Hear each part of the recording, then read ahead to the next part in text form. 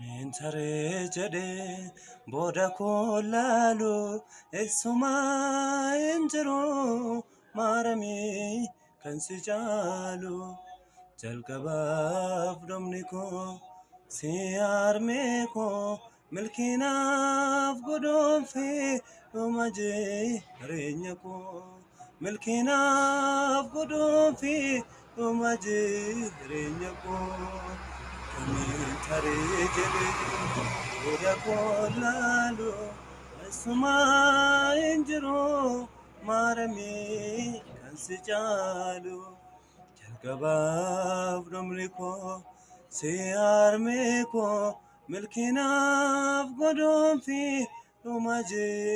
renyako milkinaf godonfi omaje renyako